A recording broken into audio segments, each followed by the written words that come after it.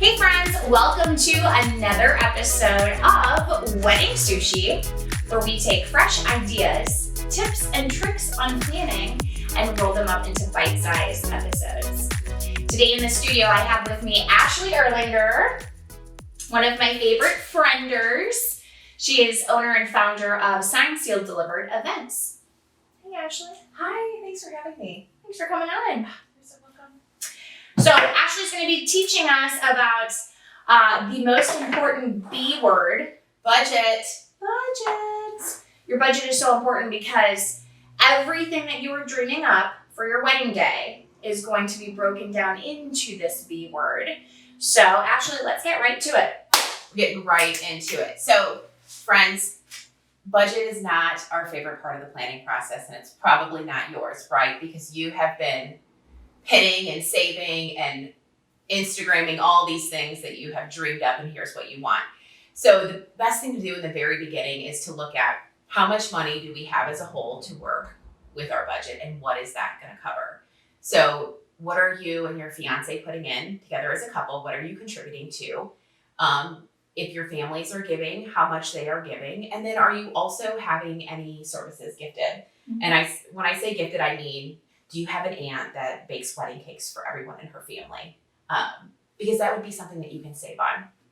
And then the other thing is, and I want you guys to do this before you start signing contracts, contacting vendors, because you want to have they're going to ask you, what is your budget? And you want to have a really good idea of what each individual vendor is going to cost in your budget, if that makes sense. So now you know, you asked your family how much you have, you and your fiance know how much you're putting in.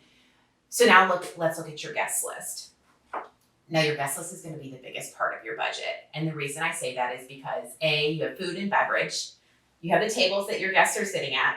You have the chairs, you have the linens, you have the pretty thing they have to make that, the centerpiece, the floral that make up those tables. You have party favors, you have desserts.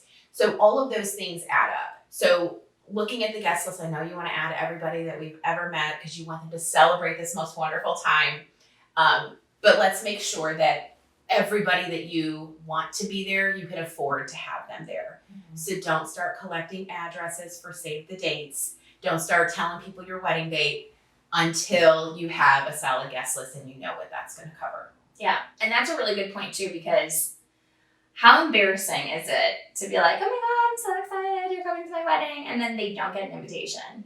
It's happened. Yeah. It's happened, and it's happened for some of our clients, but that's why we're here with our clients. We walk you through the budget in the very beginning and say, okay, so what do you ideally want to spend? Mm-hmm. What do you want that to look like? What do you want the guest experience to be? What's your guest count that you're kind of looking at? Mm-hmm.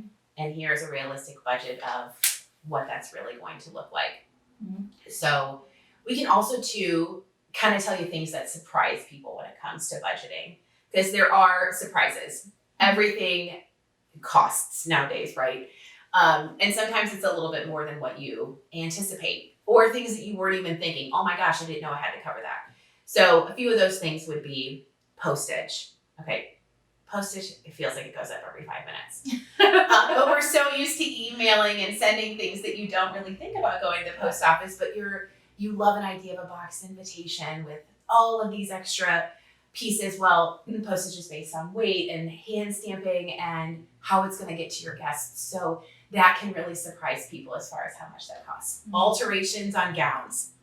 The accessories that you have on that, it's not just the cost of the gown itself or the suit itself. It's sometimes your pocket square, your shoes, your socks, all of those things add up.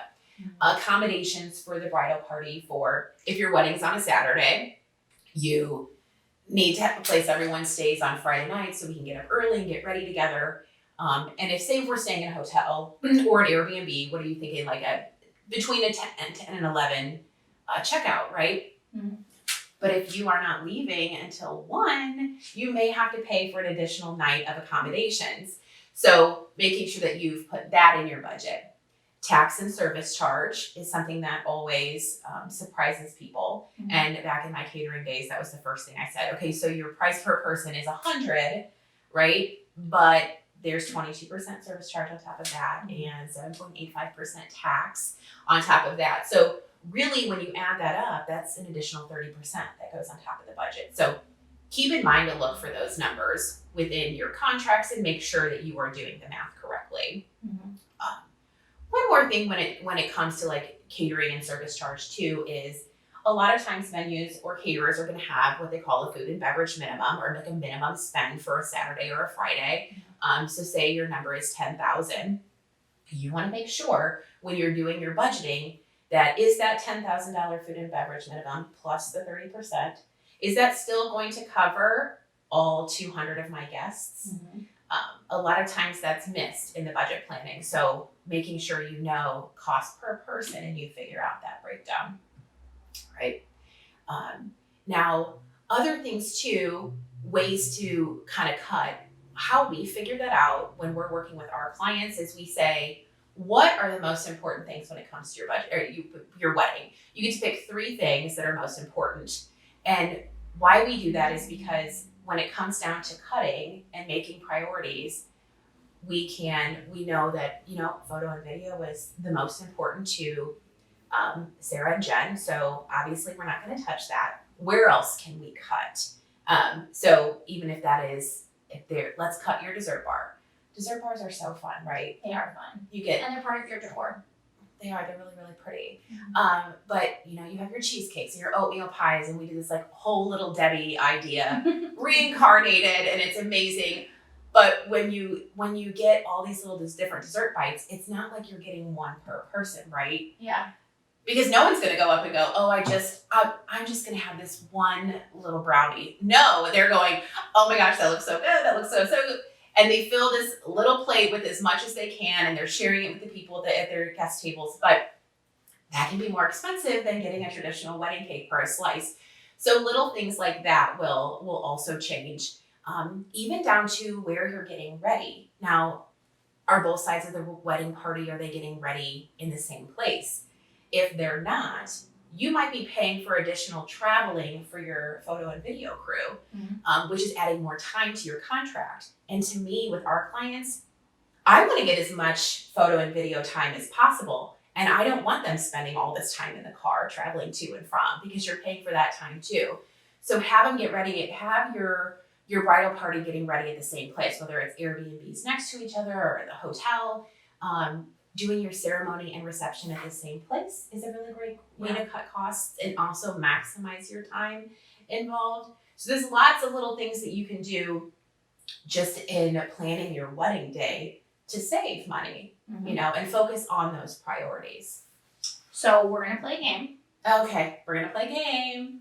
I'm going to call out a category, and you're going to give me a price range that is based on, and I feel like this is important, the St. Louis wedding market. So if you're a bride from a different state, different city, your prices are going to be different. But, okay. Wedding venue. So, does that have food and beverage included? Let's just talk about rental fees. You're probably looking at $2,500 to $7,000 rental. Okay.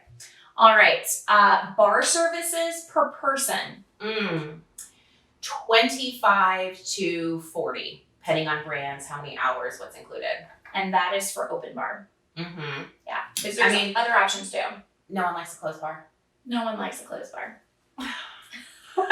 Coming from the person that doesn't drink, but no one likes a closed bar.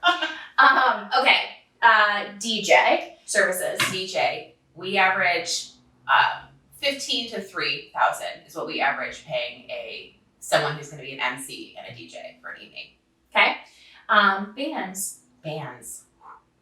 That can go up depending on what you're getting and how many people. And if we have backup dancers, Dori and I would be excellent backup dancers. Think Tina Turner dresses, gold sequins. Okay, but for real, probably $2,800 up to $10,000 you can spend on a band. Again, depending on who it is, how big it is. Photography. Photography. I am going to tell you, you could do 35 up to 12. Yeah, easily. Transportation. We estimate about $200 an hour for transportation. And keep in mind with transportation, you're going to have a 4-hour minimum. Sometimes they do 3, but the majority is 4. So they won't necessarily break up that. We're going to pick you up, drive you around for 2 hours, and then come back for 2 hours at night. you're gonna be paying for 8. And here's why they do that. And it's the same thing with our team too. Yeah. We have to pay someone to be there. Yeah. So if we have to pay someone to be there, we are going to make sure the clients are covering the costs of what's Correct. someone being there. Let's see. I skipped over food. So let's say price per person for catering. Average. Not with beverage. So that is going to be, 30 to 100, 120. Okay. And let's see what else. Dollars And I'm per kind of person. going like real basic. Yeah. Flowers. We didn't talk about flowers. Oh, And this is man. going to be, let's just say bouquets and centerpieces, nothing extra. Okay. Well, I would estimate that you're going to spend on a 200-person wedding, probably between 5 and 10. And I would do 5 as a minimum, because if I'm looking at 5 or 6, say, people in the bridal party, which is really times 2, 12 plus the couple getting married, you're going to spend easily $1,500 on those personal flowers. So again, it depends on how elaborate you are going on all of those, all the decor. Cool. I hope this episode of Wedding Sushi has been super helpful for all of you that are planning your budgets. For more information on signed, sealed, delivered events, you can contact Ashlee Erlinger and her team at their website here. And for any questions or information on live music, DJ services, photo booths, lighting decor, or event planning, check us out at allegrostl.com. And until next time,